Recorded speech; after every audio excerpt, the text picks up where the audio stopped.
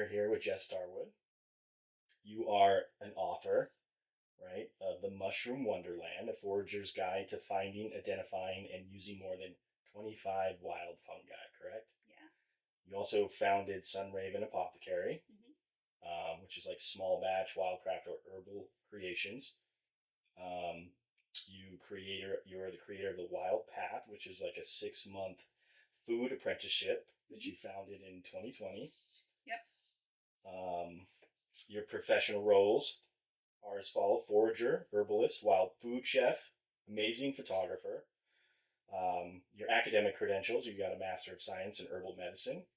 Um, and it looks like you're certified in integrative psilocybin mushroom specialist, right? Yep. And integrative cannabis specialist. Your community roles: you're a board member, or were a board member, correct, of the Arizona Mushroom Society. You were or are a board member of the Los Angeles Mycological Society. I was president for a year there. Oh wow, that's cool. Yeah. That's where you were living. Yeah, I was in just outside of LA for about 22 years. Wow, and you were from here. Yeah, I was in Arizona. Born in Phoenix, and moved out to California when I was 19. Cool. 19. So did your parents? No, it was just me. Yeah. You were like, get me out of here. Yeah, and just young and immature reasons and decisions that, unknowingly shaped my life in ways. So. And you never looked back. Almost. You kind of stayed out there, did you? I mean, it's a complicated story of my kid's dad, and just how life presents you with things that you're meant to grow from. Did you get married early on? I did. Yeah. I met him when I was 18, and just too young to make such big decisions that ended up affecting me for most of my adult life. Or really pretty much all of my adult life, I guess. Yeah, there's no looking back after you have kids either, right? You're kind of tied to that person. Right.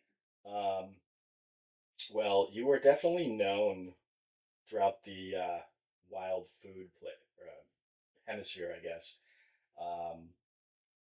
And you've been teaching across the U.S. and Mexico now, haven't you, for over a decade? Yeah. Now, you did mention you did a recent talk somewhere. Who was that with again? The one you had a recording for? You're like, I have a recording I'll send you. Oh, yeah. Well, I never got that recording. You never got that recording. It's as how sometimes those things go. And I was a guest speaker for the Arizona Psychedelic Conference in October.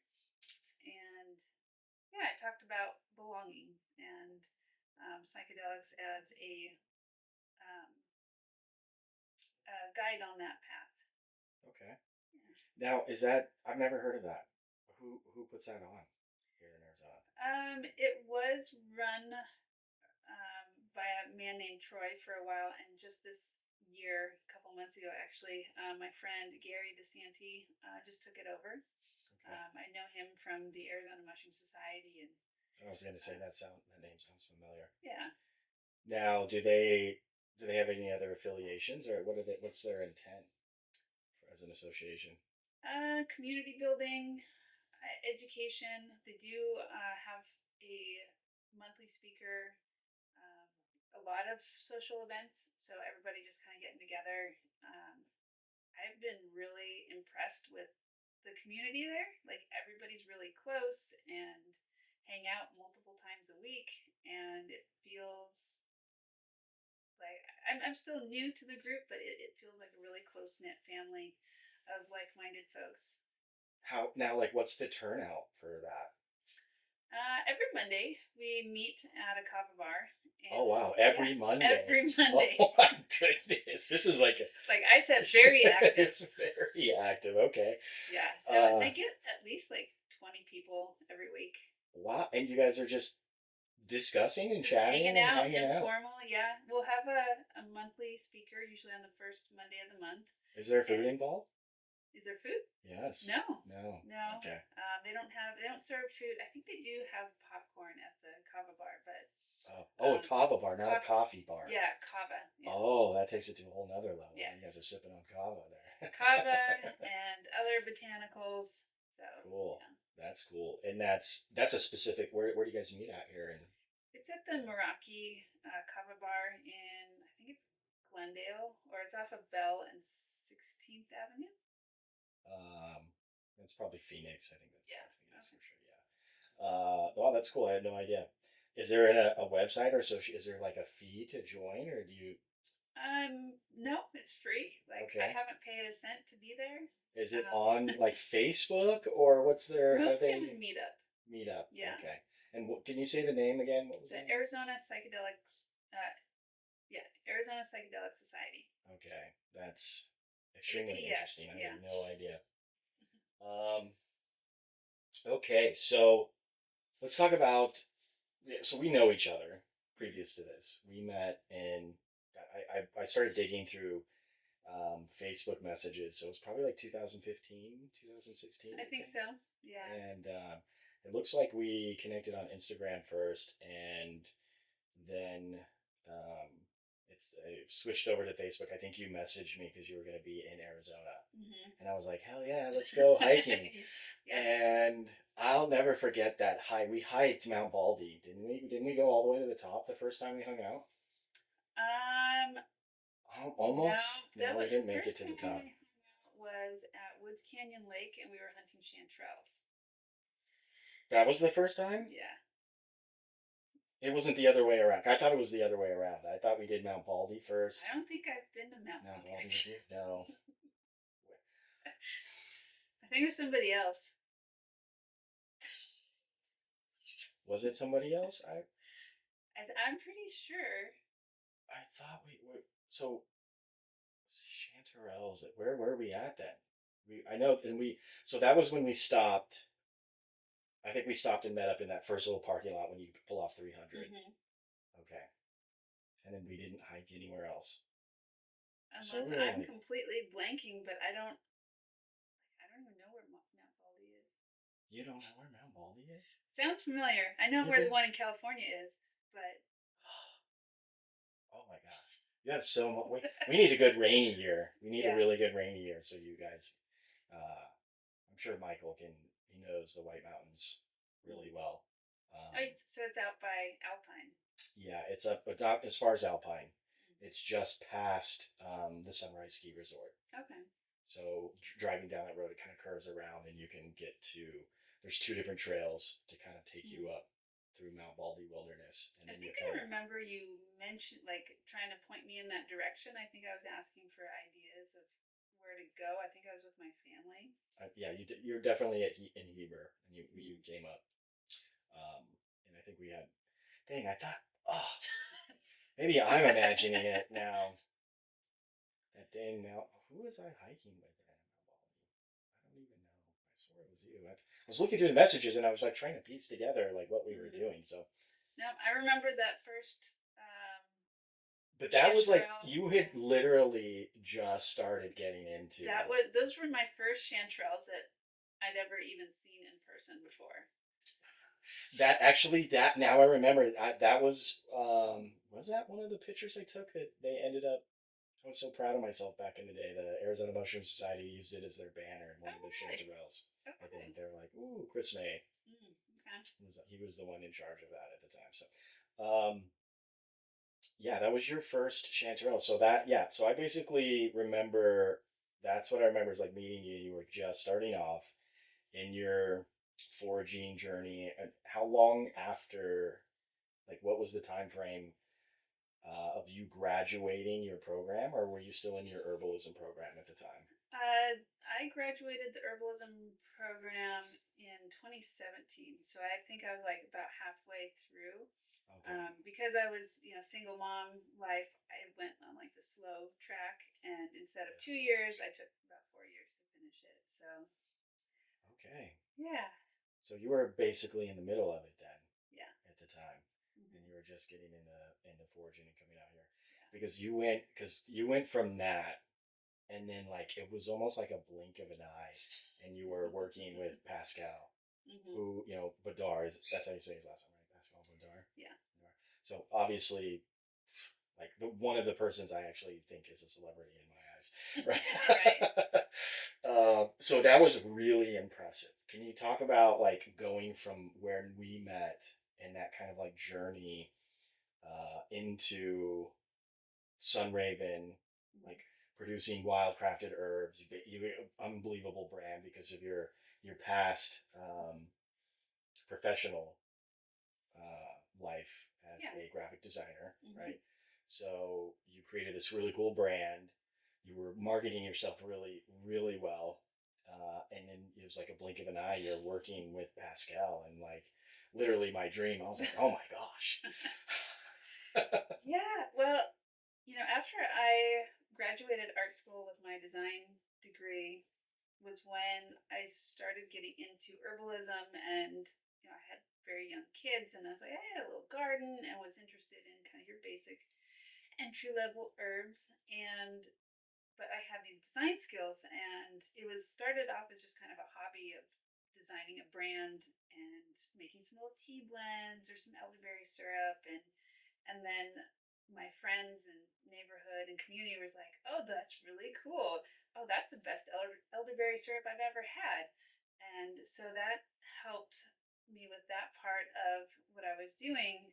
And just me as a naturally very curious person, I was like, oh, well, if I'm making elderberry syrup from stuff I buy from an herb supplier. But what if I go find my own elderberries? Like they live right here where I live in Thousand Oaks. And so I started collecting them, and I'm like, this is interesting. And there's other things out there that I could collect and taste and explore. And then I started going to wild food classes and learning that there was this whole world of flavors and textures and colors that you don't see normally on your plate. And going to the grocery store, it's like it was all the same food everywhere you go, same vegetables, same fruits, same products. And I was like, I wonder, what else is out there. Um, I was also doing a lot of uh, holistic nutrition in my program. I kind of was pursuing two masters at the same time. I took a lot of the holistic nutrition classes. So I was very interested in food. I was kind of experimenting also with my personal diet, which kind of led me down a very restrictive road of eating. But I learned a lot. I learned a lot about flavors and working with very minimalist ingredients. Um, but yeah, so that curiosity with my food interest, herbalism interest, and then like there was this kind of moment that I learned about mushrooms from my program, like reishi and shiitake and like all of these cool exotic mushrooms that I thought like, oh, I have to order these from somewhere else. And then again, like the elderberries, I'm like, oh, they grow here. I can go collect oyster mushrooms. I think it was. No, I think going with you for the chanterelles was the very first wild mushroom that I was introduced to. And you're like, here, take some chanterelles. And I'm like, no. Very cold. Yeah, Wild but gold, now I'm yes. like, how could I have passed up chanterelles? Mm. But I was, and I think actually I have, you did give me one. And I was like, I'm not going to eat that. So I saved it, and I think it's still in my parents' cabin, like dried on a shelf somewhere. Mm. And then yeah, that just sparked that, and like mushrooms were just starting to like really become um, interesting to the public a little bit. Like in 2016, 2017, people were starting to gain a lot of interest in mushrooms, and I'm like, ooh, They were, I'm like yeah. on that and learned everything I could, obsessing about it. And I think I was just right on that wave of interest on them that Yeah, you're right. Yeah, I was I think there. you're right. It was like a perfect culmination Mhm. time where, especially the community difference in California, Mhm. because there was that kind of famous, lots of like culinary Mhm. chefs wanting to get interested in wild foods, and then you had the people doing the classes, people like Pascal, and kind Mhm. of like making it popular, Yeah. especially on Facebook. Mhm. And I remember, I was watching it too. I was watching the um, interest grow like exponentially every Mhm. season from that around that point. Just with the Facebook groups, it was really clear. And then obviously everybody's documenting everything on Mhm. Instagram, Facebook, which you did. You Yeah. documented basically your entire Yeah. journey. I was like, hey, look what Uh, I found. This is cool. yeah, Check it out. it was yeah, yeah. It was quite the time. I think a lot's changed. I think Mhm. it's so saturated now, Yeah. which isn't a bad thing. I don't think it's a bad thing. But I kind of want to know a little bit more about your that Thousand Oaks area because I love California, but I haven't explored a ton of it.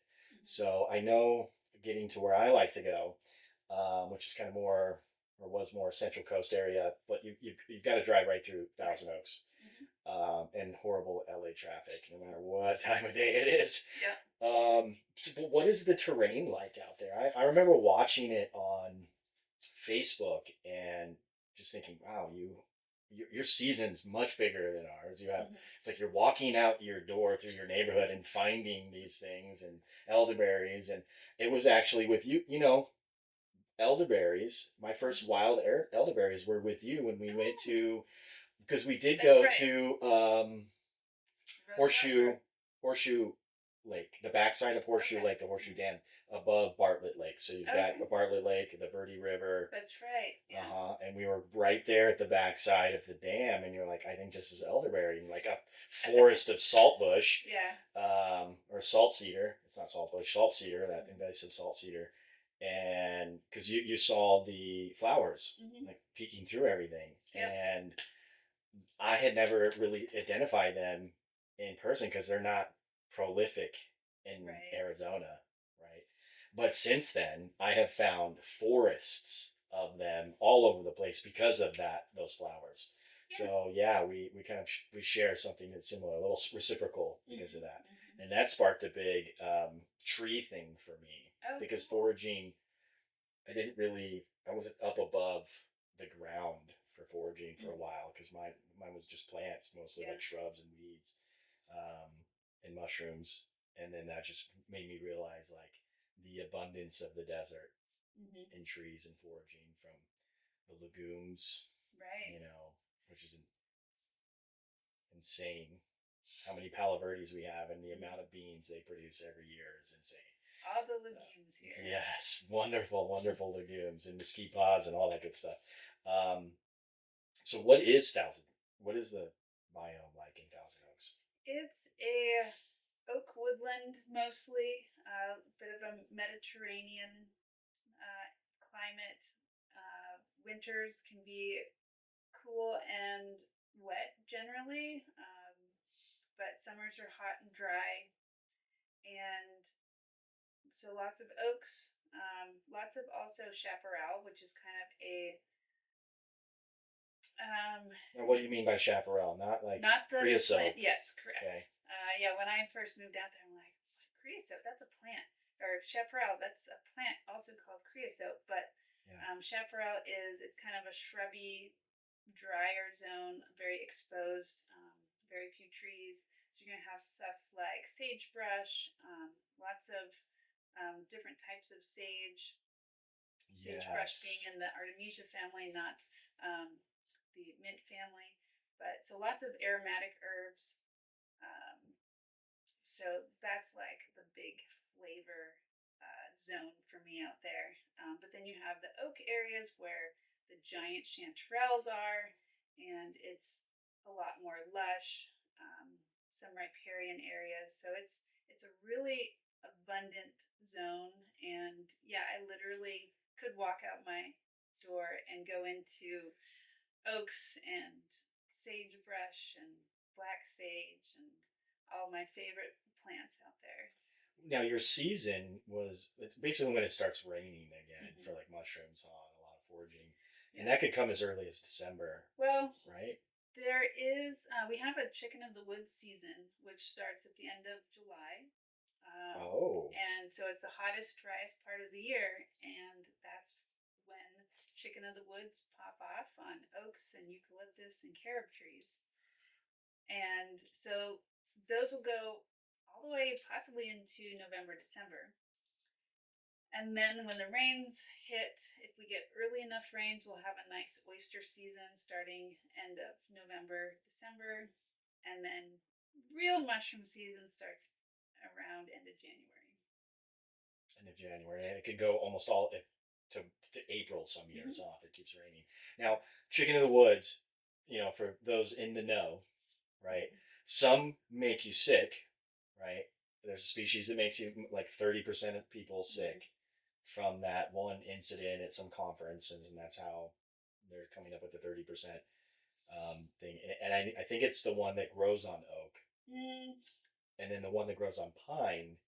I think it's the pine. The The pine ones. conifer ones can make more people sick. Okay, it's that Um, way. Now but it there was a internet rumor going around that the eucalyptus ones, because they somehow absorb the eucalyptus oil from the trees, make people sick. But that's well been seen to be debunked. yes. Okay, because I was just in California and I found some chicken of the woods on eucalyptus, and I just like posted it in one of the mushroom groups in California mushroom groups, and they jumped on me.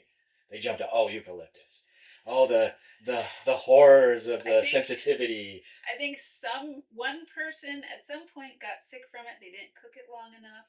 Which with chicken What of the chicken of the woods woods, you is? have to Yes, cook yeah. for an extensive amount of time.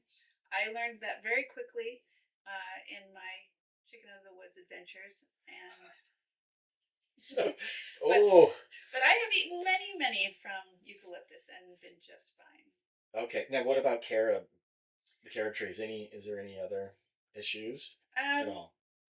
you know, as long as you're cooking them Cooking and yes. well, because they have I don't know what it is about their polysaccharides or their chitin in them that Hmm. are more irritable to the digestive system that need to be broken down a bit more. Okay, so I got to stop right there. Is it chitin or chitin? I always say chitin, and I am I pronouncing that wrong? I've always pronounced it chitin.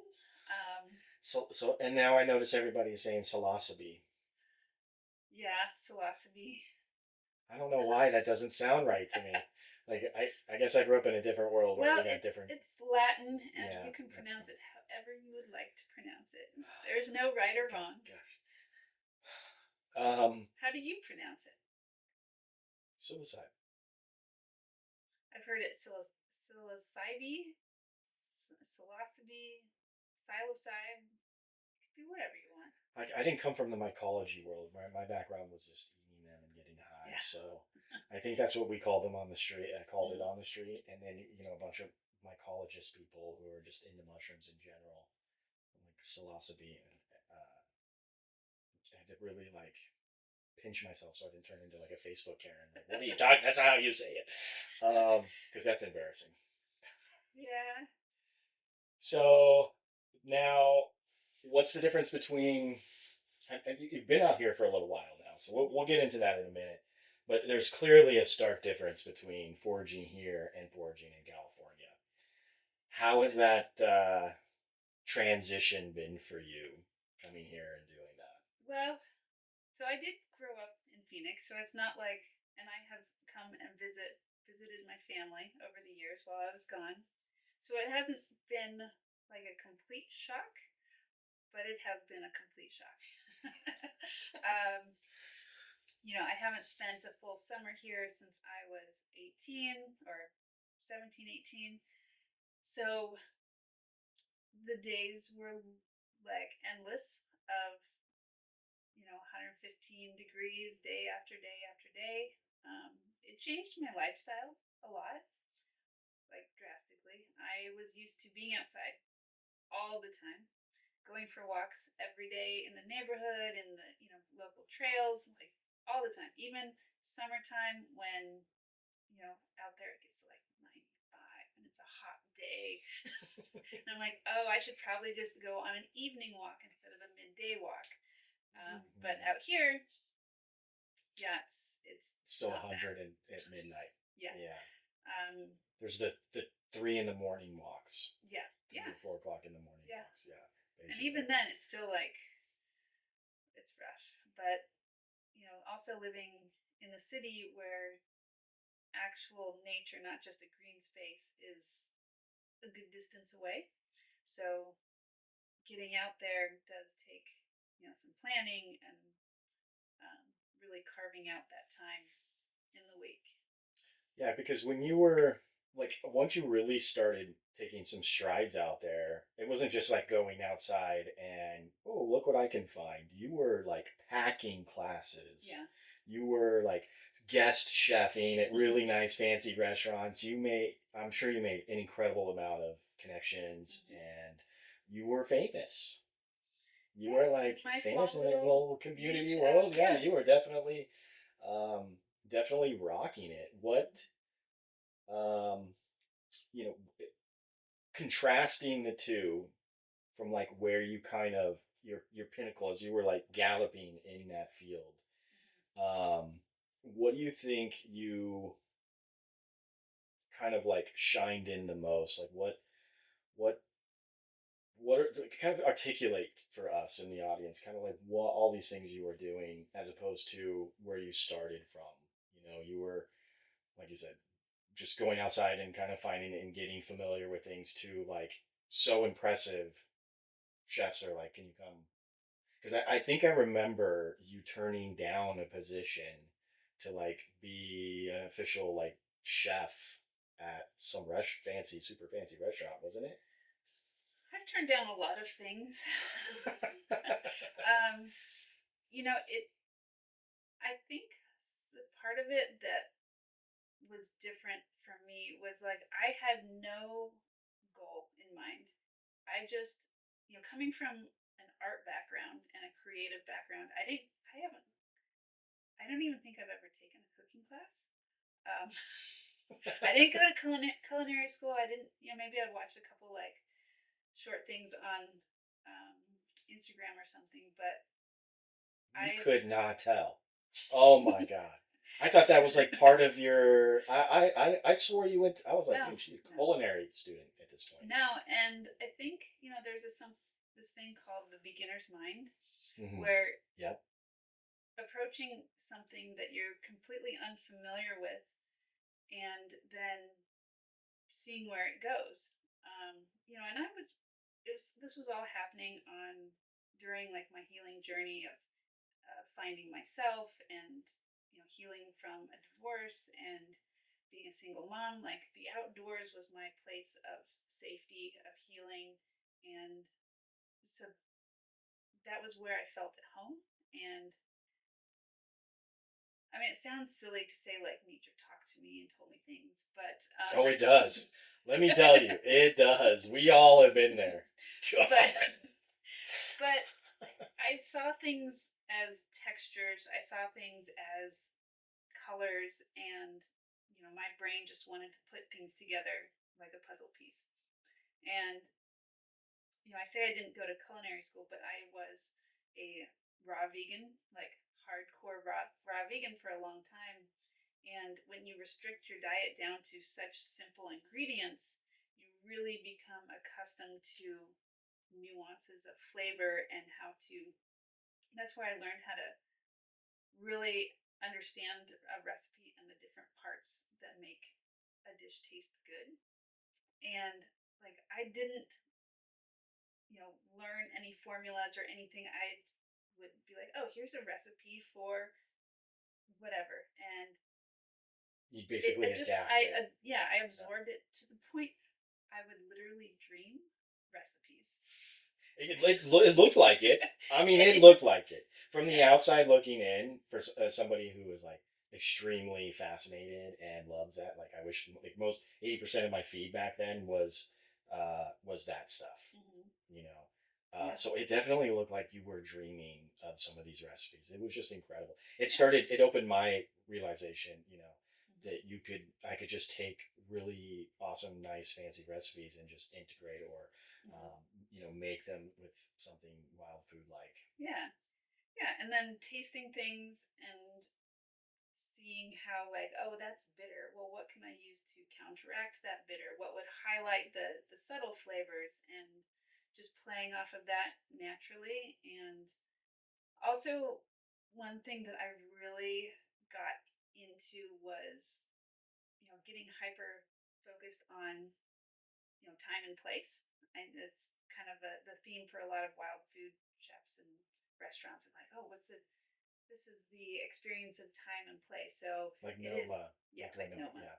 And so looking at, okay, well, California, it has a lot to offer. But then you look at, oh, well, what about Thousand Oaks?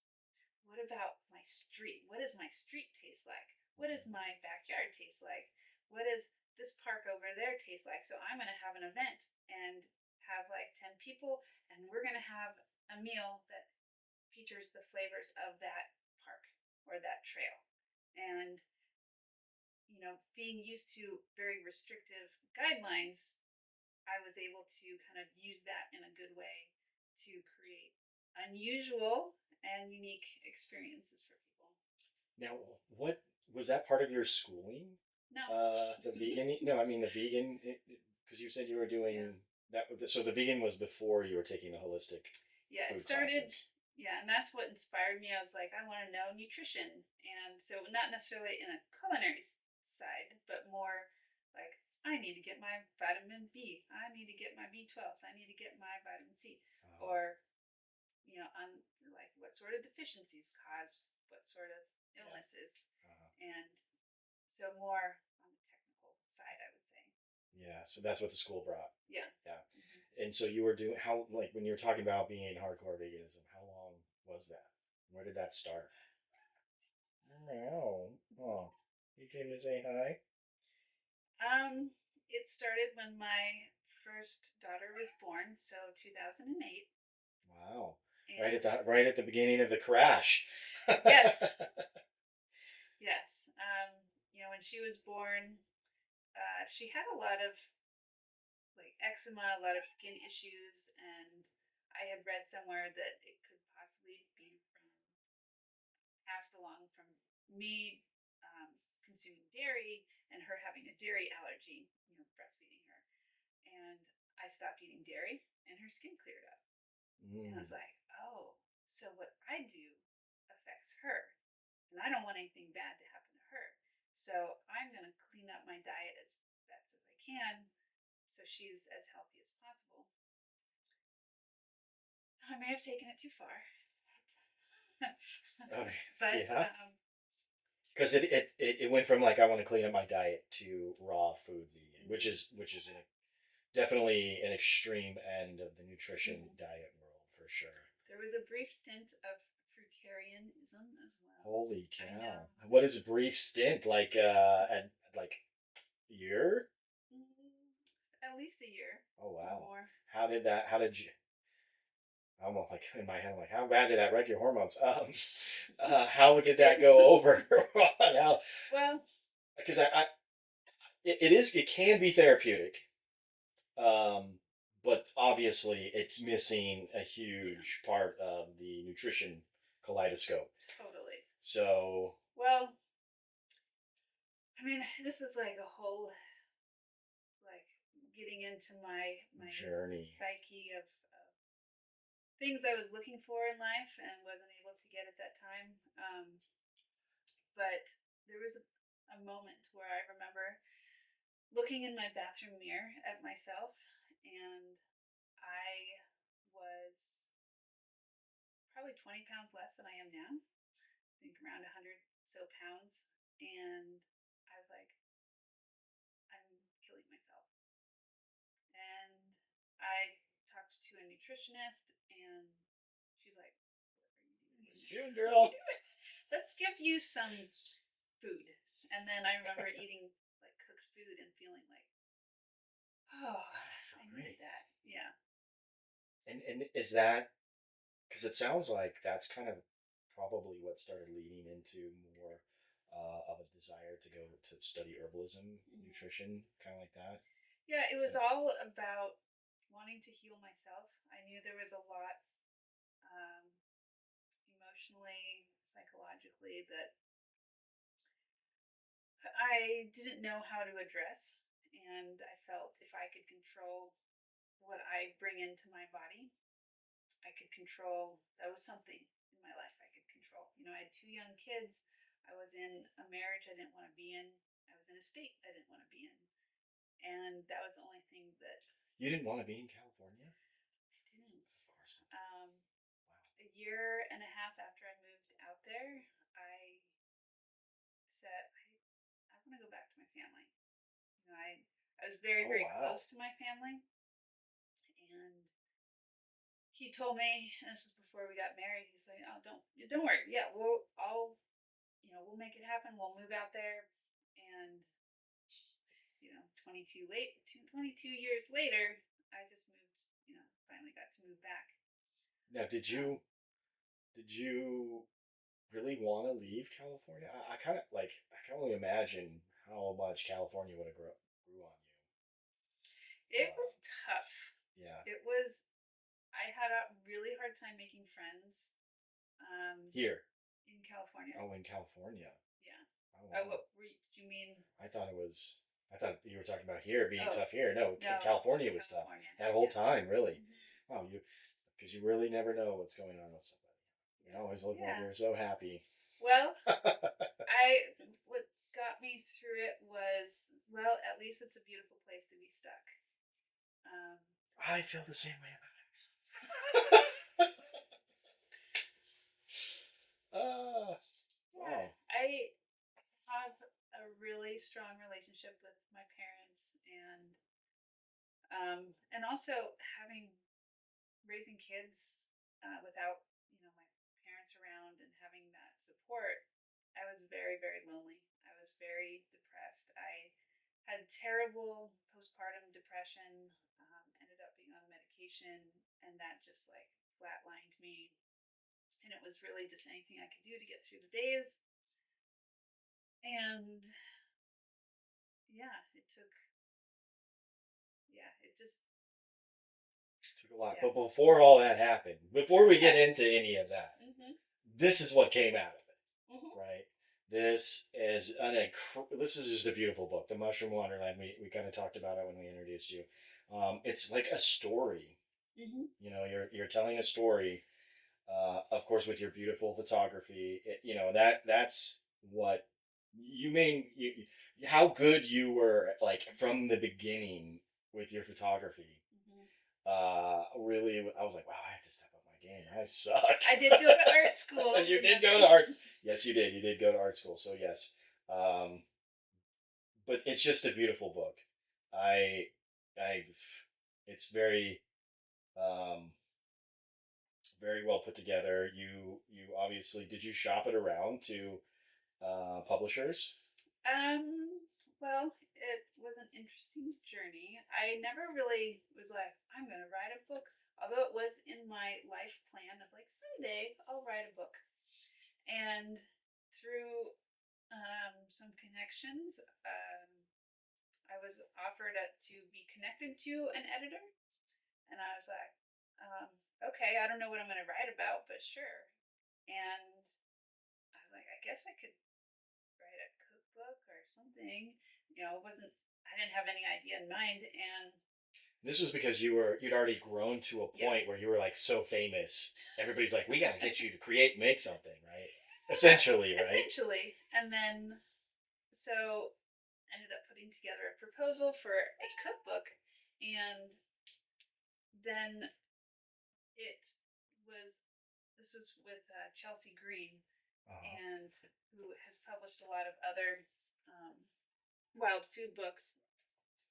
And the editor was like, I really love your stuff. It's great. I would totally, you know. Now wait, that's the publisher that Pascal uses, right? Mm. Yeah. And so, do you know Alan Virgo? No. So he goes by the forager chef. Oh yes. Okay. Yeah. Yeah. Yes. Yes. Yes. Yes. So his contract or his proposal was neck and neck with mine at the same time, and the CEO of Chelsea Green was like, "We're gonna go with his because he's gonna do like a series of 3 books." And so the editor was like, "All right, well, I'm gonna give you over to a agent, and I know she'll help you out." Uh-huh. I'm like, "Okay, cool. Well, like I don't know where this journey's going, but I'll go on it." And then ended up over at Countryman Press, and they're like, "We really like your stuff, but we want a mushroom book. Can you do a mushroom book?" I'm like, "Well, okay. I guess I'm the expert in mushrooms now." And this is when, like, I'm starting to really feel confident in mushrooms, and but not like I'm not an expert. Yeah, because I've mycology is like Yeah, a big leap right. into expertness. Mm-hmm. It definitely is, Yeah, especially with how many like nerdy mycologists are right. bustling around in all the groups. Right. I'm like, well, it just isn't edible. Right? I'm one of those people. And then, yeah, so they gave me 6 months to write a book and And photograph it. now this story gets even cooler because you basically jumped in your van. So I got the contract, I think probably the week before everything shut down for COVID. And I'm like, cool, mushroom season just ended here in Southern California, and now I have to go travel during COVID to get all the photos that I need for this book. Because you got 6 months. I got 6 months. Yeah, you got 6 months. Now, how did that process like work for you? Did they kind of like hold your hand through that? Like, here's an outline of things to write about. They said, give us an outline and sign on the line, and we'll have it delivered to us by October 1st. And I think it was October 1st. So it was really up to me, whatever I wanted to write about. They're just like, it just has to be mushrooms, and we'll edit it. So I gave them a manuscript, kind of went along, like an outline and then chapter summaries and whatever. And they're like, cool, all right, keep going. And they did do a couple rounds of edits towards the end. I had to rewrite a couple areas that needed more like clarification. And I don't have a English degree, but I do like to write. So it was nice to have several other sets of eyes to um, look through it. And now you basic did you design the book I did layout? not. You did not. I did not. You just That basically gave them your Yeah. pictures and they did the designing. I don't like the cover, but don't tell anybody. Okay. It's not what I would have done, but and they chose the photo for it. Having a design degree, I would have done it very differently, but that's the way it goes. Um, I am fascinated with this process because I self-published, and then I self-published again, and I'm going to self-publish again. But I kind of had to go through the learning curve of trying to teach myself the industry of book design, which I'm like, oh my gosh. And then indexing alone is, oh my gosh. Yeah, I think we had to set aside extra money to pay somebody to do the index, and I'm like, yeah. I didn't realize they could charge like $3 to $5 grand sometimes for depending how the size of the book. Yeah. And the industry standard is to use InDesign. And by gosh, I am in the camp of not trying to pay Adobe even more money every month. So I went with Affinity Okay. Publisher 2, but it doesn't have all the whistles and bells that InDesign I has. love InDesign. I Forever bet. InDesign. I bet. I'm probably gonna have to break down and get one of the suites because of the DaVinci. That DaVinci Resolve is what I'm using for video editing, Okay. and that is quite the learning curve. So I've heard. And I'm kind of trying to figure it out, but I've been trying to figure it out and fumbling my way through it for a few years now. So I might just bite the bullet and have to what is it, 50, 60 on top of Photoshop and Lightroom, because you can't operate as a photographer without Lightroom and Right. Photoshop. I mean, I guess you Affinity has the equivalent to Photoshop now at this point. Mm-hmm. But anyways, that's quite the journey, because you finished that. You traveled for 6 months. I think we all watched you travel around, Yeah. all jealous as hell. Like sleeping in people's driveways in their barn and like showing up. People were like open, like Totally. like wide arms, Yeah. just coming. Oh, come on! And I guess that's how the mushroom community Yeah. is. Yeah. And really, I reached out to a couple people. I'm like, I think they're in like New England area, and like, hey, can you point me in a direction? And I ended up getting so many contacts. And like I flew out to Maine for my first trip out there, having zero plans of like where I'm going to stay. Just I have my rental car, my plane ticket, and who knows? And I have to be back here in 10 days. And your So, camera, yep. yeah. And it was just such a beautiful experience of community and people welcoming me. And even like there was a commercial hunter I was connected to, and he's like, I'm going to show you my Matsutake spot. I'm going to show you my prized Oh my secret goodness. chanterelle spot. I'm going to show you, all my spots. And I'm like, okay. All the mushroom foragers listening in right now, just drooling. Oh, yeah, because I don't. I guess I've had a lot of opportunity to teach and take classes, and I really I've taught some classes, but I don't. I've never really take classes out to my spots, because those Yeah. are the coveted spots, and you don't Mm-hmm. want dozens of Right. people knowing your spots over time, right? Yeah, and I've heard stories of other teachers be like, I can't believe somebody went and cleared my patch. I'm like, well, you take everybody there to your spot, so of course they are. That's all So, they know too, because yeah, most people are looking for the easy way. They're yeah, not out there doing getting to their know own. the land. Yeah, and it takes years Yeah. really to know the forest that well. It's Mm-hmm. taken me years just to know our forest here in Arizona, and I'm like, I know a quarter of them, I guess, really well like that. There's still a lot of Arizona forests that I'm not very familiar with, like Prescott area and Tucson. Um, Now, how many states did you travel to in that process? Let's see, I was in Maine, New Hampshire, very briefly in Vermont, Massachusetts, Connecticut, um, yeah, that whole New England area, and then also I was did a lot in Northern California, Oregon, and a little bit in Washington. So a little bit of both because it kind of really covers the whole country, and that's what my publisher wanted, was something somewhat comprehensive where you can find the top 25 fungi in North America. And you definitely did that. You covered all the cool ones. Yeah. Um, and you do have a section on, and I know it's in here. I don't remember what page it's on, but you do have a section on magic mushrooms, Mm-hmm. right? Did you find magic mushrooms I on this did. journey? You I did. mean, it was like a Pokemon quest to find all of these mushrooms, and a lot of them I had never found before.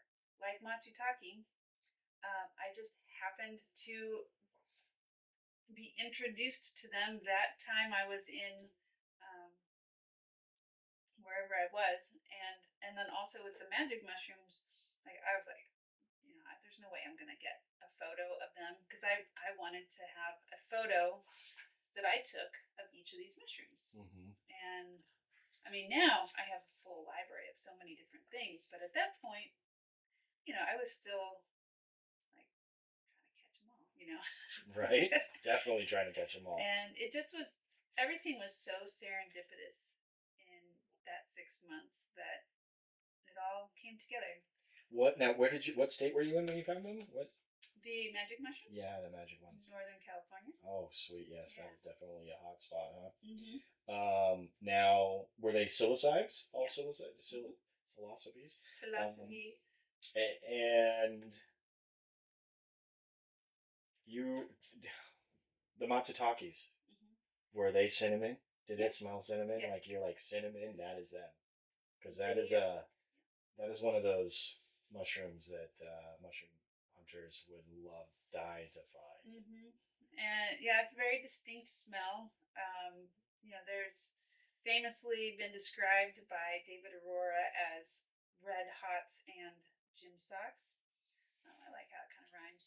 But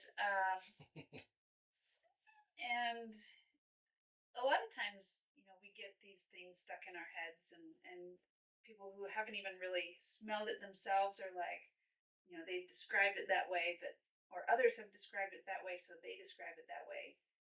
But like, is it really? Like, what is your experience with it? So I actually wrote a poem about, or a little. I think I thing. remember seeing you post that poem. Yeah, and Didn't you post it? I did Yes. post it, Yeah. and I'm like, well, that to me is what matsutake smells like, and I feel like that's kind of representative of how I approach wild foods in general. It's like, just because somebody else said it and they published it in a book doesn't mean that's what everybody's going to experience, because uh, taste and smell are so unique to everyone. And Subjective, yeah, definitely. subjective. Yes. Yeah. Interesting. Now, that's the book. It is incredible. It's an incredible book. I highly recommend checking it out if you're into mushrooms and into wild foraging. Great story through it. It's not your typical mushroom cookbook, which is cool. It makes it really cool. Um, let's see. That kind of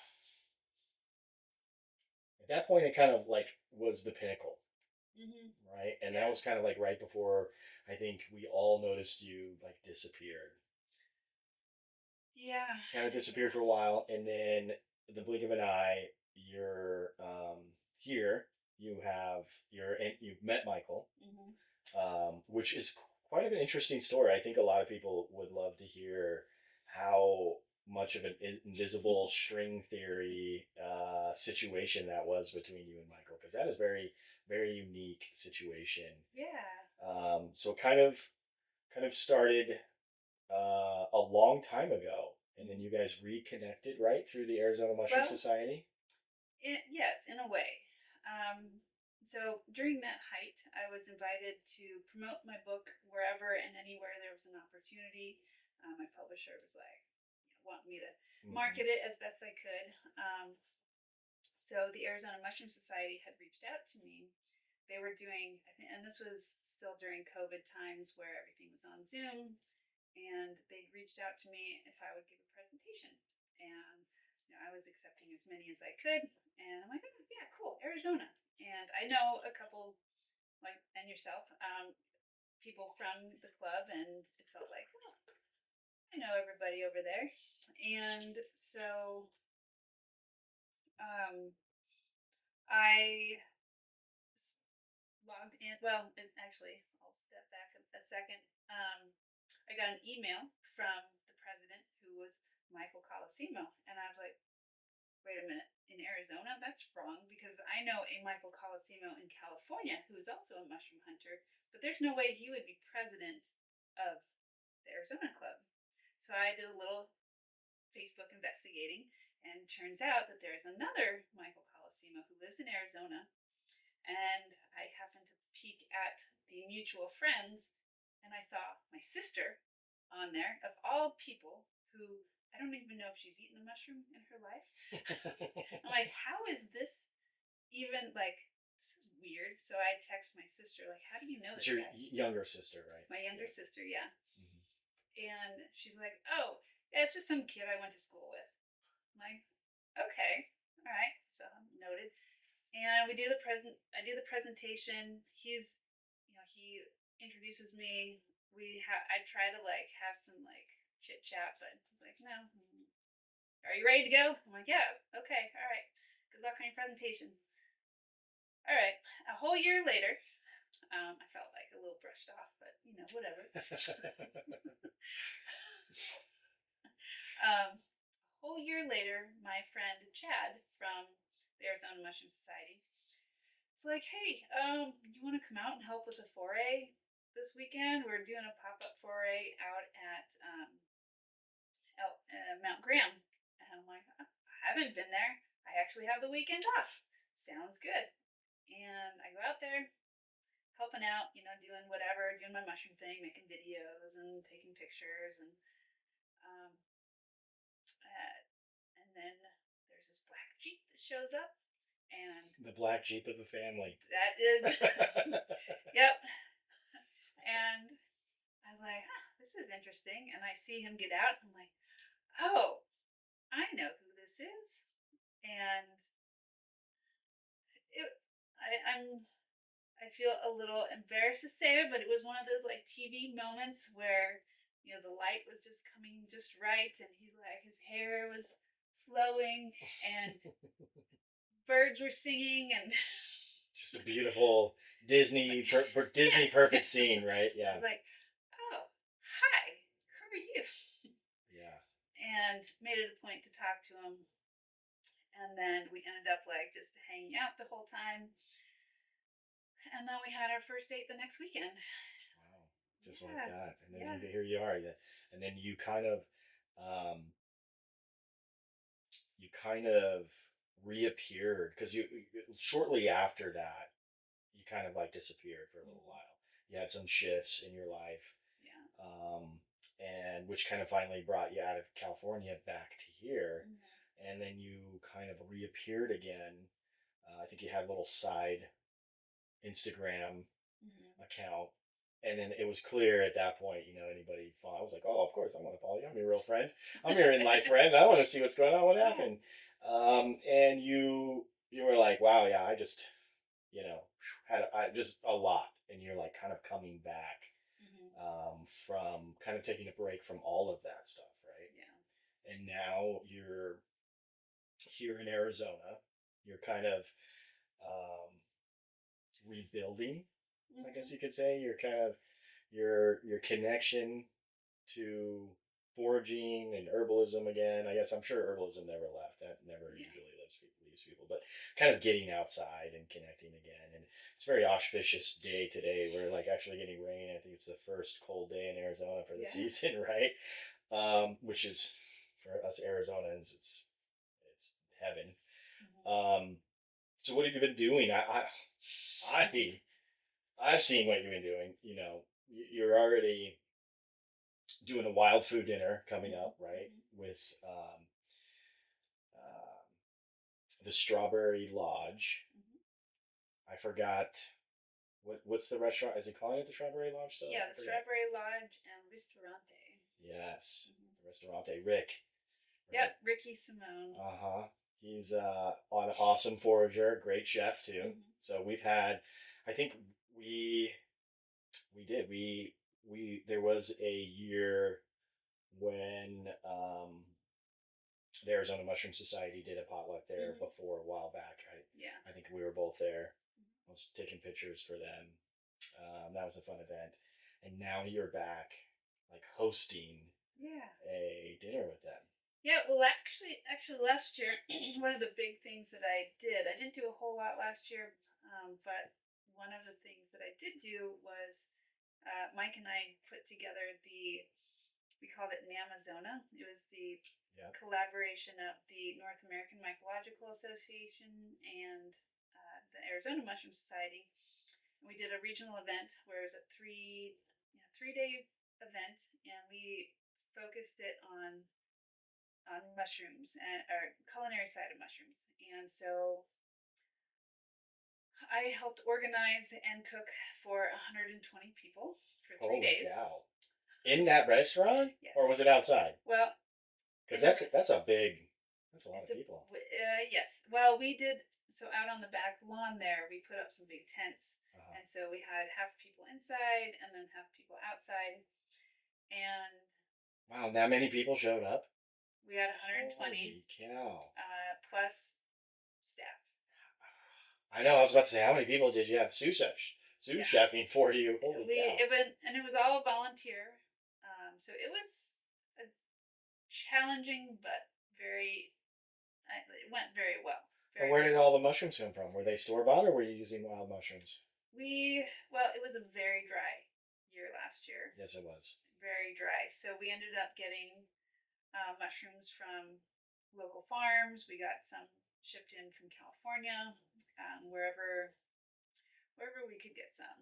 Yeah. So, but yeah, so I did that last year, and then Ricky's like, "Hey, I want to have another mushroom dinner here. What do you think?"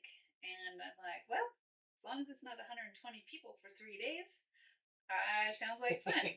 So, I used to do small dinners in California at the height of everything for, I would do like 8 courses, 9 courses, 10 courses Yeah, I for remember those. 10, 15 people.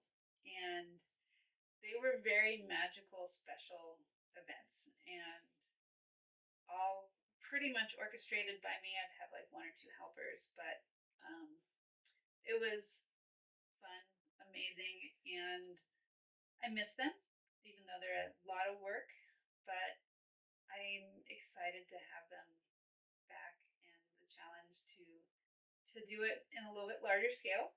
Um, So, what is the scale you guys are looking at this time? What are we? Maximum of 60. Okay. So there is definitely some room still. Not a lot of people know about me here in Arizona yet. So, like I said, Hopefully they we would can sell change that. out. Yeah, they would sell out within 24 hours in California at Easily. very high price tags. So Yeah. What is the price tag on this one? Because now I want it's to take it. it's 175, and that Okay. includes the whole dinner plus a wine pairing. Nice. Yeah. Okay. Now 60. So we got 60 spots open. I'm sure that's not what's open now. So if people are watching this, definitely want to. Where can you sign up for that? Reservations are going to be on their website at, I think it's thestrawberrylodge.com. Okay. Cool. Now, do you have anything else going on? What else is? Let's see. Well, um, I'm doing a class this weekend in California, which sold out. All my favorite regulars are ready for more from me. They heard I was back for a weekend. Come back. And so I think every time I'm out in California, I'll do a class to reconnect with everybody. And as I'm working on building up my Arizona community, there is a rumor. I won't say who, but I may be foraging for a pop up in LA in the springtime, which is very, very exciting. So, but I'm not going to talk about who or what Okay. until things are more finalized. Gotcha. Yeah. That's cool. How long are you going to be spending in California on this trip? Are you going to be there for a little while? This trip coming up?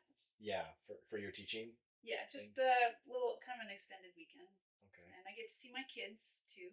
Cool. So that's a big bonus. Yeah, and you're going to be coming back, and I imagine that you are out foraging already. You're spending a lot of time foraging, right? Yeah, I just collected a ton of wolfberries. So out by the lake, and so I think I saw that. Saguaro or was it Canyon? Saguaro Lake. Oh wait, I should remind. Don't go steal my. Don't go steal those. Those wolfberries are everywhere, and that's definitely an abundant wild food when they fruit really well here in Arizona. But I definitely. Gosh, I'm thinking. I can't even imagine where it would be, but let's not go into those spots. Although it's very different here than it is in California. In California, it's very, very secretive. And then here, like even Mike, he gives away his mushroom spots all the time. I'm like, don't do that, don't do that. He's like, why? It's so big here. There's so much open space. There's so much more that you can forage here than in California. Everything's, very, nature is smaller there. Yes, because there's a lot of people. Yeah. In California, there's a lot more people here now. It's definitely getting crowded, but we still have a lot of wide open space. And there's a big difference between regulations, right? Between here and very, very strict in California. Yeah, very strict. You have to have like certain licensing certificates to even collect on forest land, state forest land, I believe. Yeah, you're supposed to. Yeah, supposed to, right? Yeah. Here we kind of shun commercial harvesters to keep the damage to the forest down and keep us free from regulation so that we can go out and enjoy our I think that's kind of the overall consensus of the foraging community in Arizona. Is like we like it without our regulations. I think that's how we kind of are in Arizona. Um, and as long as we because we do have a community here, a tight knit like foraging community that really shuns that commercial harvesting mentality that kind of goes in ravages the areas. And even though it's grown quite a bit in Arizona, like the idea and the interest in foraging, I don't think it's anywhere near what it is from hippies in California. Because you've got generations of hippies in California, and we're just kind of started getting a little hippie in Arizona. Right. So we probably have a few generations to go, and then who knows? We'll probably be right there with California. So that's yeah. I wanted to ask you because I looked it up when I think after that first conversation when I brought up possibly having a podcast with you. I immediately thought like, wow, I wonder what the Arizona Desert Botanical Garden does. And so I just did a little digging, and they do partnerships with like people just like you. So there's things where you can basically rent the space, or you can do a partnership with them, and you can put in a proposal to do classes, and it would be in conjunction with them instead of like renting the space out. Right. So I was like, wow, that's I wanted to bring that up to you. Okay. So I think that we would be very lucky because I'm a member of the Desert Botanical Garden. I go there all the time. I love it there, and I think that you would be definitely somebody that would be a perfect match for them. So definitely check them out. I will. They have a bunch of information on their website for contacting them to send in a proposal and stuff like that. Okay. For partnering with them. Yeah. Now, let's see. Now, Arizona, you've been foraging here. You're from here. Where are your favorite places to go? Where are your favorite places to forage for people that like kind of want to get into foraging, or just like have gotten into it? People who love nature. This is definitely a state that from what I've heard, people move here all over the world so that they can hike all the time because we have so many places to hike. What about you? Where are your favorite places in Arizona to go? So, surprisingly, even though I am from here, the last 20-ish years that I've been coming back to Arizona in my adult life, I've spent most of those visits with my family. And so my parents live in Cave Creek, and so I've spent a lot of time here. Mom, watch the kids. I'm going to go walk around and check things out. So I know that area really well, and there's some really great, it's a lot of diversity out there. And then a little bit over towards like Seven Springs area. That's a cool spot. But when it comes to like mushrooms, my favorite place is definitely gonna be the White Mountains near Alpine and Greer. Yeah. A couple years ago, it was just a crazy year, and we came back with so many mushrooms. It was unbelievable. There was more mushrooms than what we could fitting in your car that you could process. Yeah. I've definitely been there where you all of a sudden have 150 pounds of mushrooms in your car, and you're like, how am I going to process 150 pounds of mushrooms? And then you wake up the next morning and you're so excited about finding all these things. You're back out there again with almost the same amount, and it is. I've learned a lot of lessons repeatedly, years after years, that I can only take so much cleaning of mushrooms. It's fun picking mushrooms, but when it comes to cleaning them, it's a whole different story. Because they go bad quick, and they've got to be processed. You've got to put in the work to process them so that your harvest will last. Like porcinis, for example. Some years we'll have those rubies like by the hundreds of pounds. and they will, usually they're pretty, even like if they don't look buggy, those bugs will appear out of nowhere. Mm-hmm. They go mushy really, really quickly, but they are such a prized mushroom that you don't want them to go to waste. Yeah. And it's tough to clean because they absorb so much water. So Mm-hmm. it's tough to, find techniques that get them to last. Yeah, I'm right there with you. Oh my gosh. But then you cry Right. when you have no, like this year and last year. This year was pretty bad. Last year was even worse. I don't know which year. I don't know if last year was worse or this year was worse. Last year was worse. This year it seemed like there was a little bit.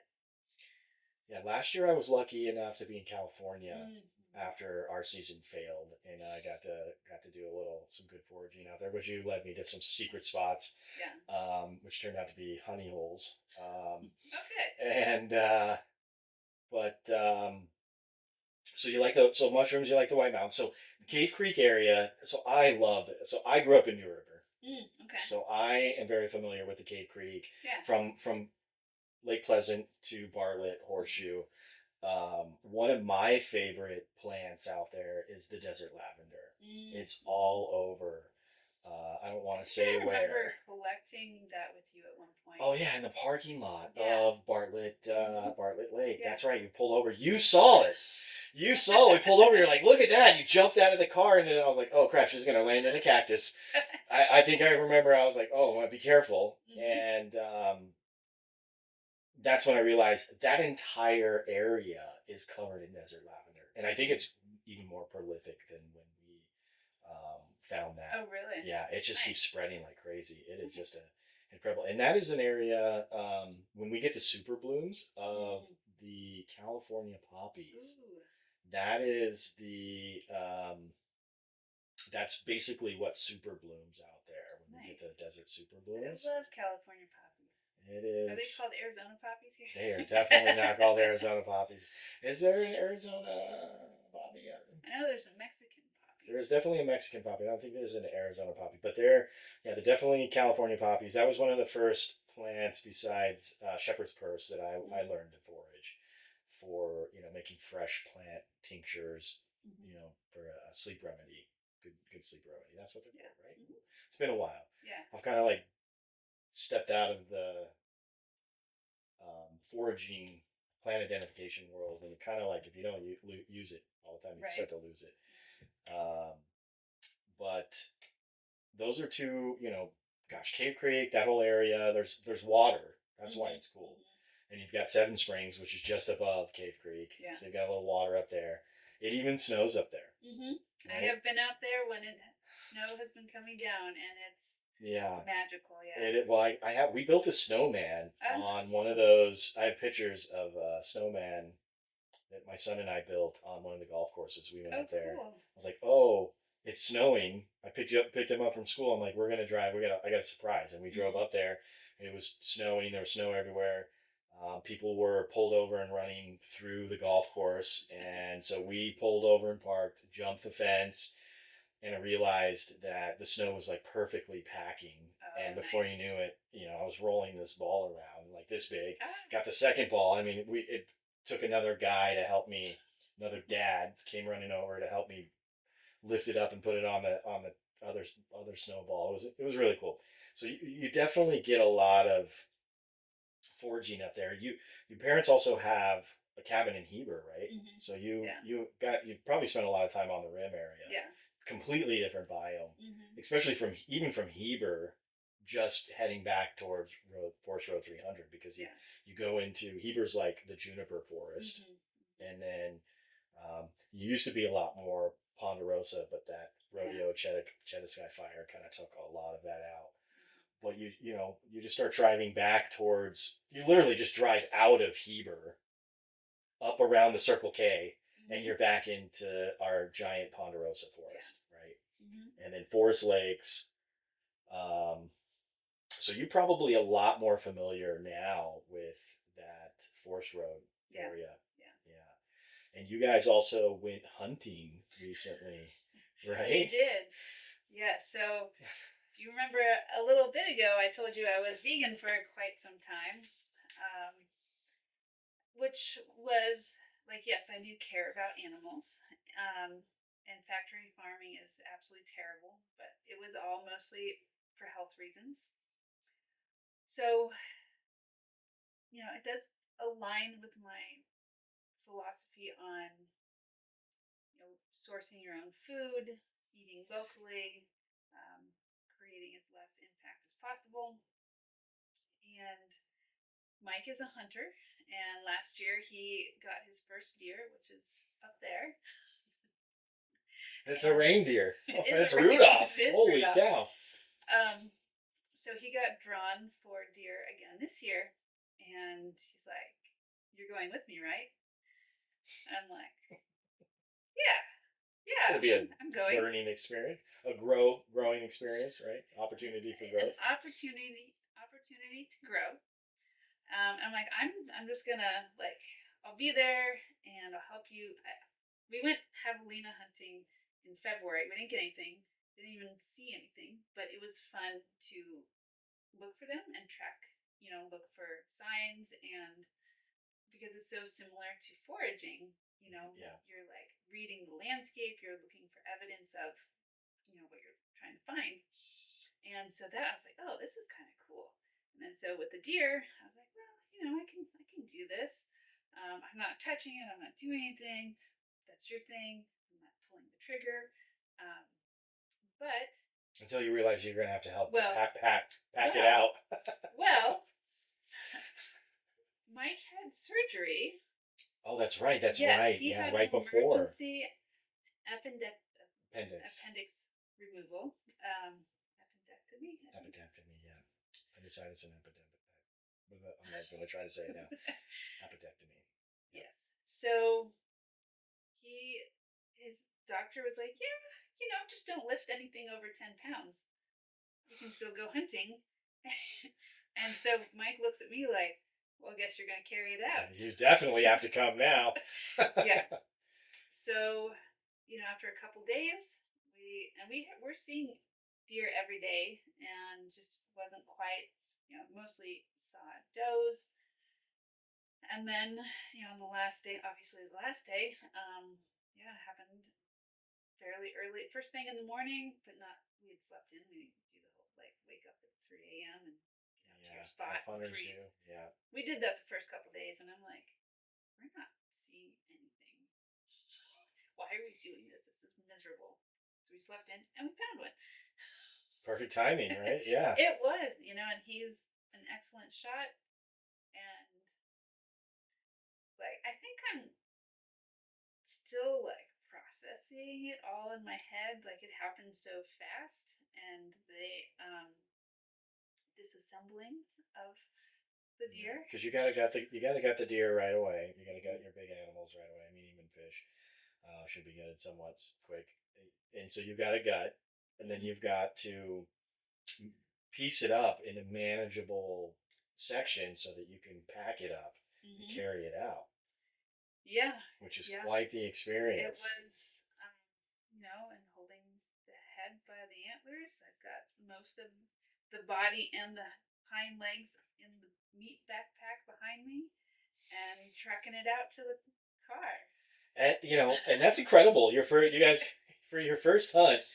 What area were you guys in? Just south of Flagstaff, near Munns Park. Yep, Munns Park. That's right. Yeah. Remember you telling me that. 6A. That's a great. Yeah, 6A. That's a great area. Wow, that is incredible. Especially now. Do you guys plan to? I'm sure Mike plans to eat it, and you've got it processed. All right, is that part of your diet now too, as well? It is. Yeah. Okay. I've learned some things about nutrition over the years that there are some missing nutrients, and that can't really be fully gotten from a plant-based diet. Difficult too. Yeah. Yeah. Very familiar with that. DHA, B12, things like that. Some people don't convert carotenes to vitamin A very efficiently as well. But it's extremely nutrient dense. So that bears the question. Okay, you got foraging, you got hunting. When are you going to start fishing? Is that the next frontier possibly? Um, Does Mike fish? he does. And we've taken my kids fishing. My kids love fishing. They fished a lot in Alaska when I took them there. Oh, that's right. I remember you Yeah. guys went up there in the van, didn't you? No, not No, to Alaska, not to Alaska. but yeah, we did do like a Pacific Northwest tour in the van. But we went up to Alaska. I'd been there first completely by myself, and then I brought kids, my mom, Mike. We did What area? uh, flew into Anchorage, and then went down to Homer, and let's see, I'm trying to remember all my geography up there, but Now, why Alaska? What brought you to Alaska? initially, it was my time of I've been alone, single for like 8 years and 7 years, and I just was trying to get away from everything as possible, be as alone as I possibly could, and Alaska seemed like the place to do it. Some isolation. Yeah. Huh? Yeah, you're definitely not an only child, so you needed some. I'm sure you needed some isolation time after all that. Huh? It was, and I'm glad I did it. Like I went to Alaska by myself. I slept out in the wild by myself. With the bears. The bears, yes. The wolves. Yep. Not all the elements. Yeah, that's incredible. And how long were you up there for? The first time. 10 days. Okay. And which is because my custody schedule, everything was 10 days. 10 days, yeah. Either with or without the kids. So I was definitely constricted on time in my adventures, but. Now, did you forage up there? Of course you were foraging, I right? forage everywhere I go. Everywhere you go. And then when you guys went back up there with Mike, the kids, your mom, you guys did a little fishing. Were you like trout fishing, salmon fishing? I think it was just trout. They were a little intimidated on trying to do salmon fishing, but just we had rented a really cool house on this big property, and they had a lake there, which was pretty cool. And then there's just water everywhere. When down the road, we went to a lake, another lake, and they had little kayaks, and they would float around with their fishing poles. And I have not done a whole lot of fishing myself, but they like it. And so you're kind of brushing up against it. So you've already been on a hunt. You got your first deer, seasoned forager, already into fishing. You've got them all three down. What my dream. I kind of come from a family on my mom's side where uh, we spent a lot of time fishing, foraging, and hunting, and it was a big part of, kind of, I don't know what the word would be, subsidizing the grocery bill essentially for my grandparents. That's kind of what we did all summer, winter. My grandfather trained and raised, hunting dogs, so raccoon, birds, things like that, rabbit. Um, so that's kind of always been a big part of my life, and I've striven to, um, you know, make it a big part of my hobbies, and so I'm not spending money on a bunch of other things like hobbies as opposed to spending because it can be a little expensive with gas, right, and all the things that you want to do when you're out there for even just foraging. Hunting is incredibly expensive. Fishing can get depending on your level of fishing if you've got an expensive bass boat, but the gear it's all money, right. So you kind of want to get something back out of it. Yeah. And at this point now I have like a separate freezer full of like frozen mushrooms. That's why I was able to bring a big old goodie bag. I've coming out my ears, but I'm so far away from like my predominant part of my diet is foraging, fishing, and hunting. And where do you think you're at now with foraging? You're on your journey, hunting now, because a deer is a lot of meat. That can last you quite a bit through the year. Where do with Michael? Where do you think you guys are at now with providing yourself?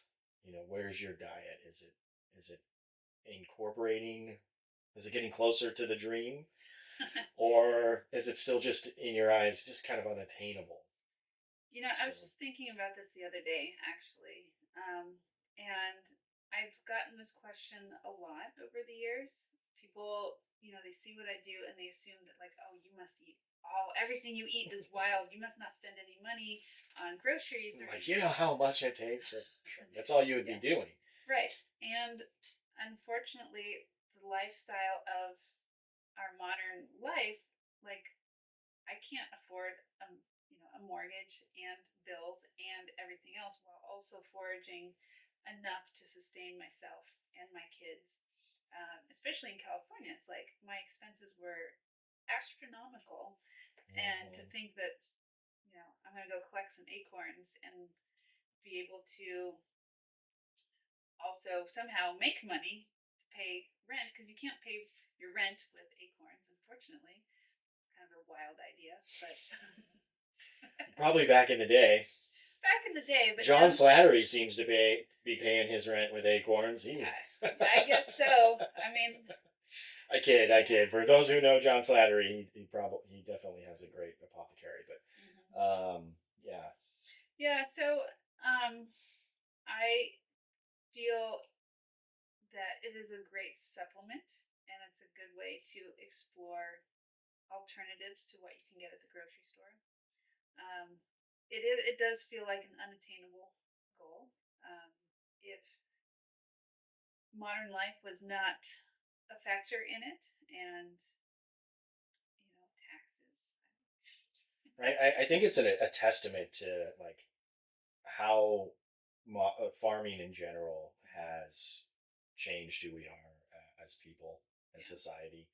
Um, and I think because I've thought about of this a lot, and I've been asked a lot because of like me and foraging. Everybody knows they're like, "Oh, you must eat," Yeah. and yeah, like I will fill up, but it takes a lot of work to create something, enough calories, Right. essentially daily calories. So like even somebody at your level who's Hmm. foraging all the time, who has got a fresh deer in the freezer, I imagine it's probably at most 20% Right. of a Yeah. diet. And one thing that I've really come to realize over the years of doing this, at like for a living, teaching classes and doing, being so close to it, is that foraging and wild food is purely a luxury, It is. because in order to do it, you have to have the time and you have to have access.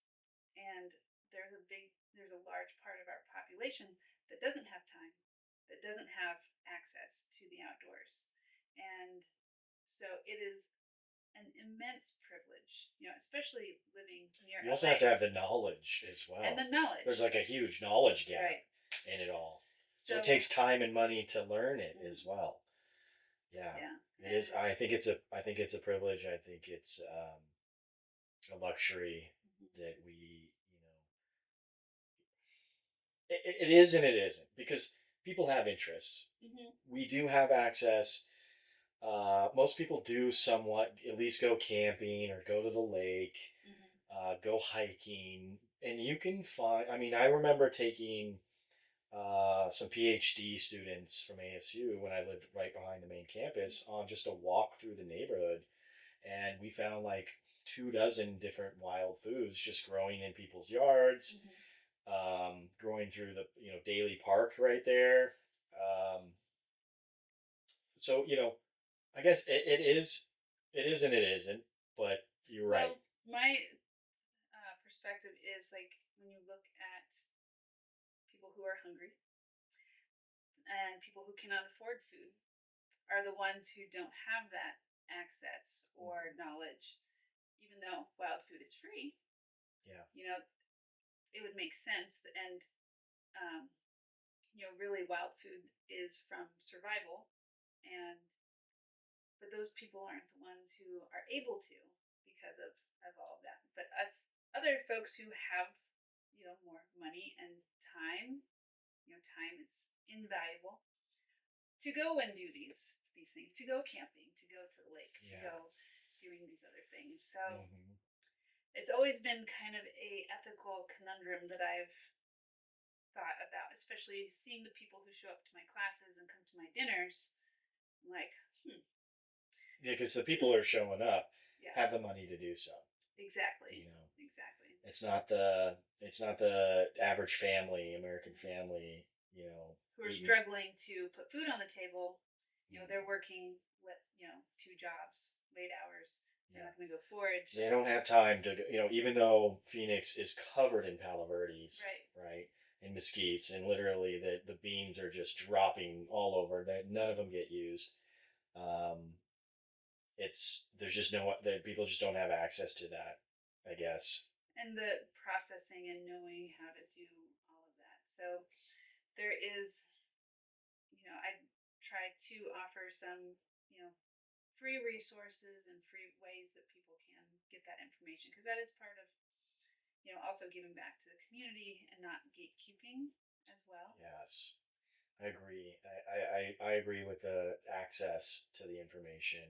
I think it's one of our, I guess, cliche to say, but a God given right to kind of understand Yeah. the plants that, are so abundantly around us, Mm-hmm. and how to use them. Now, there are some other, we're kind of brushing up against the ethical kind of, issues with foraging. Obviously, uh, it's more of a hot topic in California. Mm-hmm. It can be a hot topic here. Yeah. I think it's mostly just a hot topic when you have, like Facebook Karens getting pissed when they see somebody with a, couple bags of mushrooms or just a Yeah. really good haul. Um, I think they're just jealous. they're definitely jealous. They're like, you're just, everybody has to go through that. The people in the know will have to go through the explanation of like, well, the mushrooms are fruiting body. You're not really damaging the ecosystem. The only thing you're starving is maggots, essentially, maybe some Right. beetles, Mm-hmm. which, can have an impact. But there's still a lot of decaying, um, food for those things Right. all over the forest. So you're not starving out. You're not wiping out fly Right. populations, which to most of us wouldn't be a bad thing. Because some years could be pretty bad with the flies here. But so I guess in the foraging community, and being a part of it, that is kind of like that controversy of what is ethical foraging. I know we have everybody kind of tries to address that in their herbalism books and foraging books, and I think it's really good to talk about now. I think the positive side of the controversy is just really learning how to be a good steward Mm-hmm. of the environment when we're Yeah. out there. And I think, you know, we're just barely brushing on what we're capable as stewards, Mm-hmm. as opposed to, the food forests that Native Americans literally built here. Yeah. So let's talk about like what do you see being a good steward as? Um, like you said, we do have an abundant amount of nature here, and um, as long as people are respectful to the land, I've seen a lot of people trashing places that they've been to, um, and not realizing the impact that they make, whether it's going off trail and disturbing unnecessary amount of nature and leaving stuff behind. Not just walking off Right. trail, because Right. we all meander through the Mm-hmm. forest, which isn't too big of a deal, Yeah. in most circumstances, because a few footsteps through the forest isn't going to cause massive erosion. Right. But it's the vehicles Right. that people are taking off Mm-hmm. road, off trail. I Yeah. can't tell you how many times I've been in like my honey hole spot of mushrooms, Mm-hmm. and there comes somebody with a quad, just Right. running through, literally not paying attention and running over some like perfect specimens of Yeah. mushrooms. Now that's the land. Yeah. What about collecting? What about processing? What about that whole issue of over harvesting? It really Is that depends on what it is. Mushrooms are, you're not going to be damaging the organism itself by collecting mushrooms. I do like to be aware that I'm not the only consumer in the forest. Sharing, leaving some for the next animal, person, bug, whatever it is, it's part of the ecosystem that is going to wander by. Um, and but when it comes to things that are a lot more rare, that you don't see as frequently, all the endangered or more rare plants and flowers, definitely be more respectful to those. Um, and I think a lot of it's just being aware. Don't take every single elderberry from every tree that you're in. don't take all the elderflowers Yeah, if you want elderberries. exactly. And it's yeah. So if there's no flowers, there won't be berries, and that means not just for yourself, but everything else that depends on those as well. Yeah, yeah. And I kind of like, I'm gonna step back. I agree with that. It's like the awareness.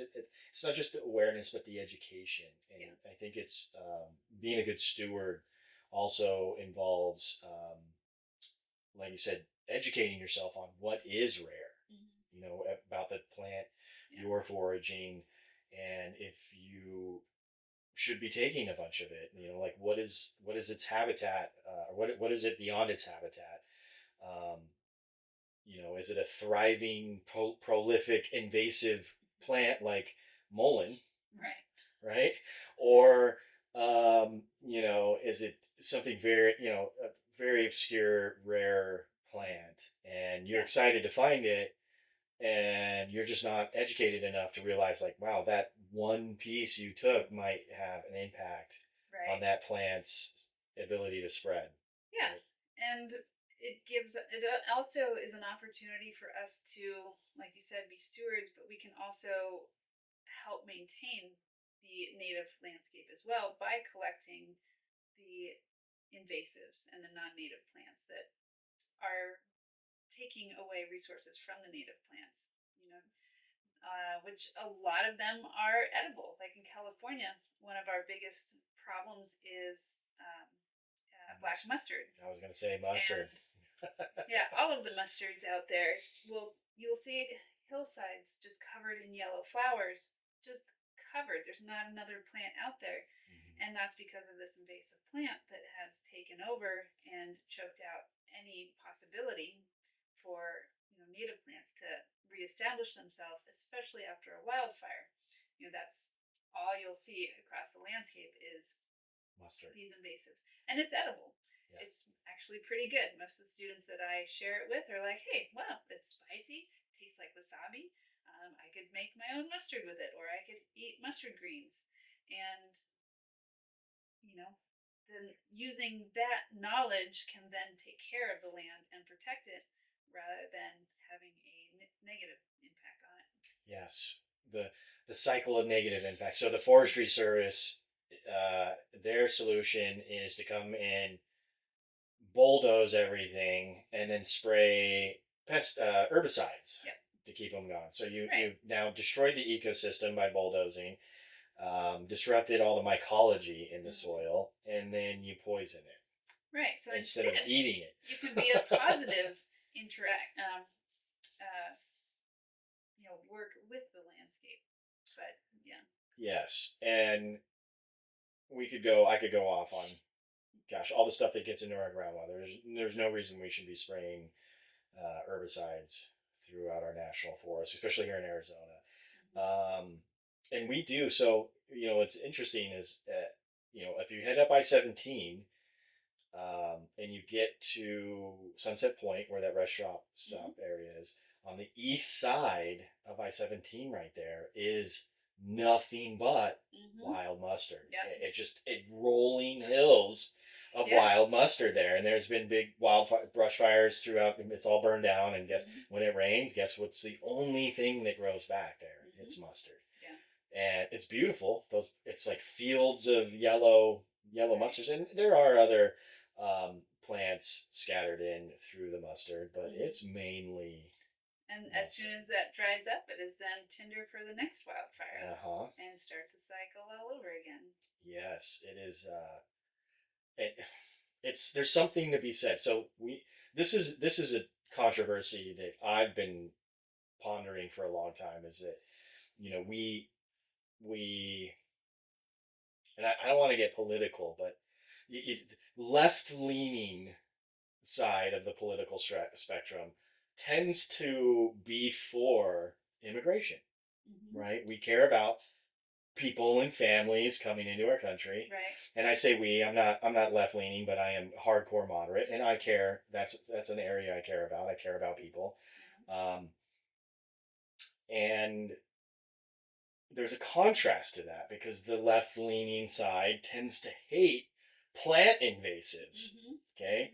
And one of my idols, Stephen Buhner, really kind of covered this quite a few times in his writings, where he, you know, points out that yeah, like it's basically plant immigrants, and I don't want to like misconstrue like his words completely. This is kind of what I've adopted is that you know these are plant immigrants. They have a right to move and immigrate throughout the world, and in most cases, not all, there is some obvious, from our perspective in our short period of time frame, that it's causing ecological disruption.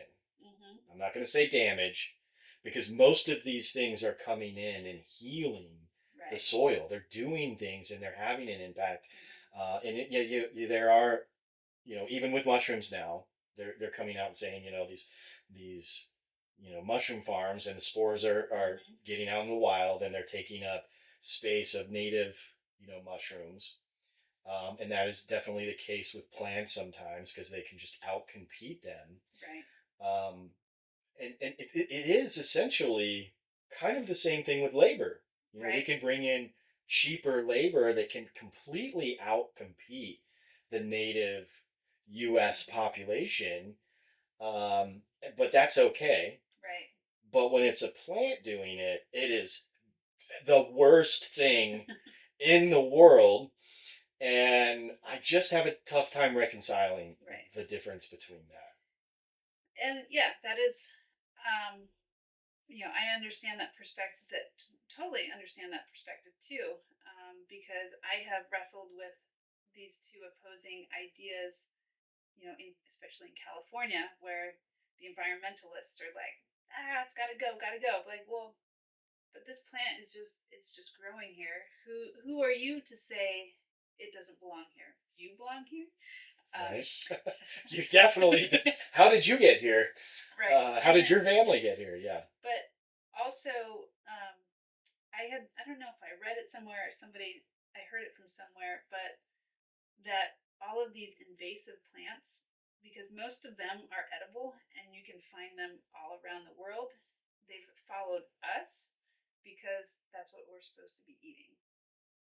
Yeah, I agree with that. That's kind of like the herbalist take, where we kind of have the saying in herbalism, that the plant you need, the medicine you need, is going to be growing near you. Like they know. Yeah.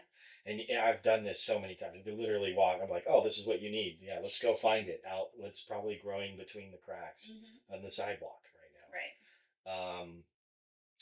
I completely agree, and that is, um, I think it goes back to that window frame.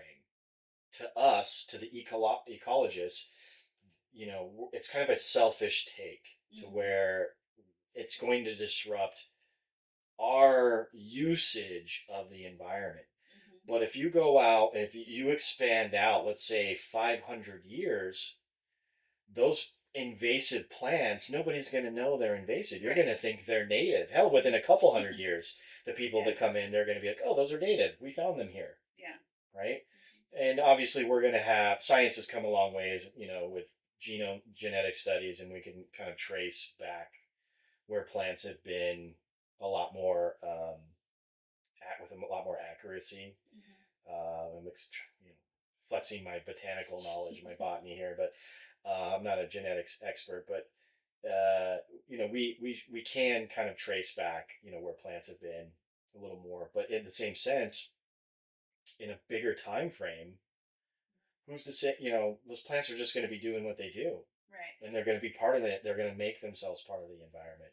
It's kind of like the boundaries we put on it. And so I think it's kind of a selfish take that, yes, it's disrupting the environment for how we like it right Right. now.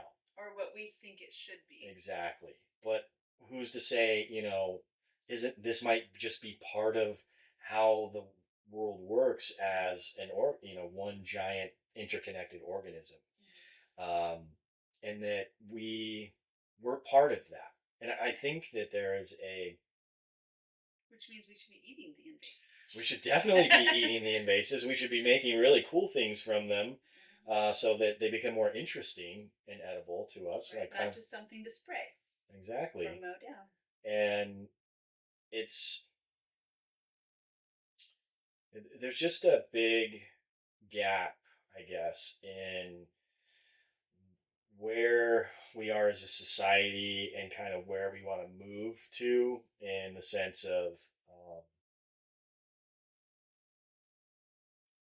caring about, I guess, caring about our environment, making our environment part of us, kind of reconnecting with these things that we should be ingesting, and bringing them into a cultural space, because it's definitely kind of a stereotype throughout the world that America doesn't have this deep rooted culture, but we're kind of making it right now. We're kind of in the beginning steps of that. Yeah. Of kind of bringing what we have here back into our culture. And I think foraging and herbalism, obviously, and wild foods are a big part of that. And obviously we do have a lot of culture here, that originated here, and it is completely different from state to state. That is for sure. It's almost like country to country, from state to state. So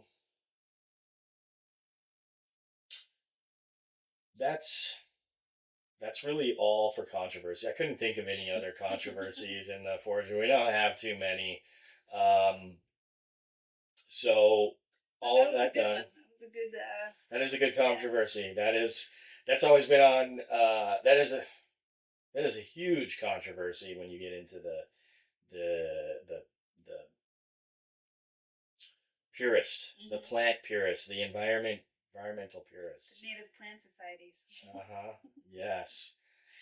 And there's I'd like to one of the things I wanted to bring up too, kind of drawing back. You guys were talking about NAMA, which is the North American Mycology Association, and for people that are wanting to get into mushrooms and or interested in that, the Arizona Mushroom Society is a chapter of NAMA, official nonprofit chapter. So it is a great resource. Highly recommend them. If you want to get into mushrooms, the easy place to start is their website and their Facebook group. Now, where if people want to find out more about you, where do we go? Generally, Instagram is a great place to find me. Okay. What's the official? Jess.Starwood. I'm pretty easy to find. Yeah. Find me there or on Facebook, or just my website, which is jstarwood.com. Which Okay. has all my classes, has a lot of my recipes and blog stuff, articles. Now, do you have any classes besides the one in California coming up? Anything here in Arizona? I am doing a wild mushroom tasting coming up in December. This is different than the dinner. Okay. If the dinner is too far or too much for folks, I do offer it's going to be a smaller Thursday evening sort of thing where I'll have several different preparations of different types of mushrooms, stuff you probably have never tasted before, and stuff I probably never tasted Probably. before either. Jeez. Where is it going to be at? It's going to be over at the herb shop here in Tempe, called Rainbow Bliss Botanicals. Right across the street from my house. Oh. Yeah, that's where I'm southern in McClintock. It's right next to Sweet Hall. Yep. Yeah. So right next to Goodwill and Sprouts. Yeah. On the north, west corner in that plaza Mm-hmm. back there. Yeah. So that'll be Yeah. Thursday, December 18th, I December think. 8th. Okay. 18th. I will be around. What are tickets for that? I think we're doing $39. Okay, that's definitely affordable. When do ticket are they already on sale? Yeah, there. I have registration on my website. So Okay. yeah. All right, cool.